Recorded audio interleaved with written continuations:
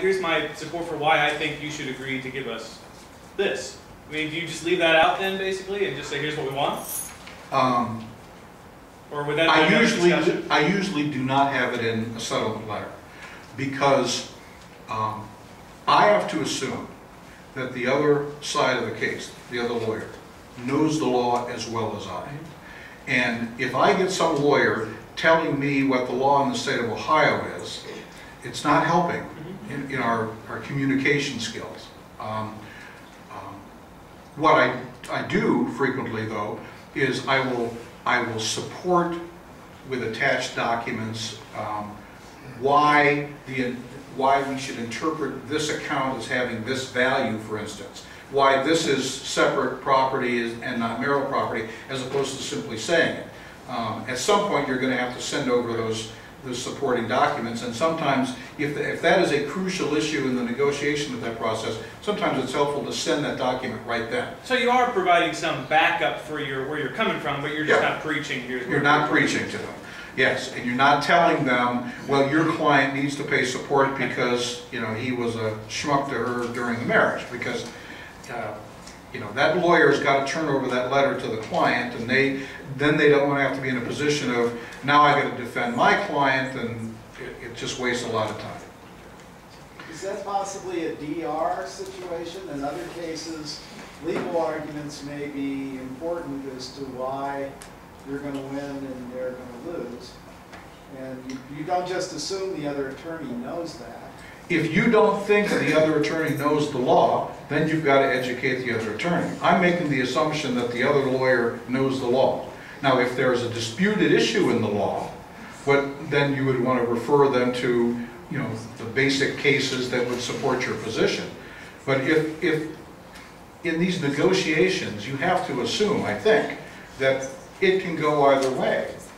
And so the judge can decide you're correct, the judge can decide he or she is correct, but you're not going to convince them of it in your settlement letter. They've already taken the position that we're correct. So what you have to do is, okay, let's forget about who is technically right on this issue. We want to settle this case. We want to settle this case. We've already told you, if we go to court, this is going to be our position. And so there's risk of loss if we go to court. They know that. I don't think there's anything to be gained in most cases with you lecturing the other side about what the law is. It usually doesn't work, in my opinion.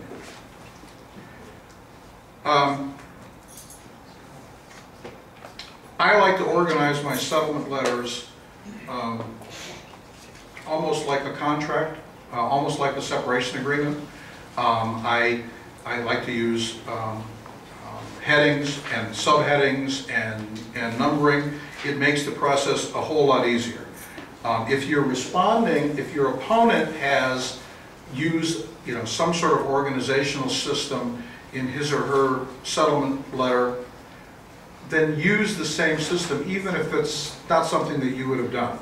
I think it's sort of rude to, if the other side is making the first settlement proposal and you just don't like the format, that you change it altogether. On the other hand, if the other side writes some rambling letter with long run-on paragraphs about this is what we're proposing, this is what we're proposing, then I think it's appropriate in your response to do it the way you should do it. Headings, numbering, because what you will do if you start to do that is very soon you're going to find that the two of you are negotiating off of your organization. And that's very helpful in the dynamics of the negotiation. You want them to be working off of your document. You don't want to work off of their document necessarily. And so the other thing it does, if you have, you know, let's say you have section 1, 2, 3, 4, and 5. Well, when you respond, what you can say, if you've agreed to point number 1, you simply need to say in your letter, number 1, agreed. Number 2, agreed. Number 3, agreed subject to whatever. And when you are going back and forth in your letters, if both of you are now restating what you've just said about number 1, number 2, number 3, it again ingrains in their mind and in the mind of their client, we've already agreed on that point. It makes it much more difficult for them to then back off of that. Again, back to you know, piecemeal negotiations and try to get things done and not have to revisit the issue. All right. So, Jay. Yes, Linda. Just in the interest of moving along, would you say that the same thing about emails that you would say about what you just, everything you said, just, and I see you're talking about writing a hard copy of a letter. Does that apply also to emails? I use email a great deal. In fact, in my outline, I talk about email. I try to keep my email communication brief. If I'm going to have something that would be more than 1 page long of a letter, I do it in a letter format. So I guess the answer is no, I don't do that. Because if it's long enough that you'd have to put subheadings and headings and number, then it should be in a letter format. Now, I generally email the letter. We're trying to get to the point where we mail very few things anymore. I hate, please don't, if you email me a letter, don't mail the same, you know, don't mail it to me and fax it to me and whatever. You know, pick one. But I don't need to see it 3 different times. So you don't want to get an email that says hard copy will follow?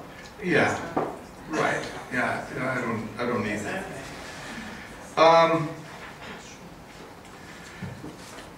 I got 2 minutes, so what can I tell you in 2 minutes?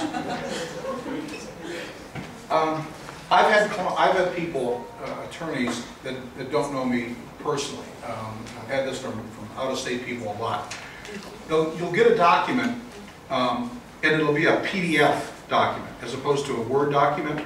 And they don't like to send you the Word document because presumably you can change it, right? Well, don't worry about that, because you can very, very easily see if something's been changed. I lay out in here, if you've got Word, exactly what you need to do to review the 2 documents to see what's been changed. You know, what you should do is you encourage the other side to put on their redlining feature so that you both can see what has been changed. But just as a double check, you can click review and compare, and you can see what they've changed or what they haven't changed. One point I would make, at some point when you're going back and forth in your letters, you haven't yet sent the document, you're still working off of your letter. At some point, you should then prepare that document and just send it to them without getting permission to send them the document. Just do it, because now you're going to be working off of your document. You've narrowed the gap, you've narrowed what you've been worrying about and discussing, and you're going to give them a document that they can sign. And by that point, you may have worn down the other side to the point where they're going to say, fine, I'll give in to point number 2, here's a completed document, I can sign it. And frequently what I'll do is if I sense that I'm at that stage with the other side, I will prepare the document, I'll have my client sign the document, and now I send this to the other side, and it's something they can sign and be done tomorrow. So I think that's my time. Thank you very much for putting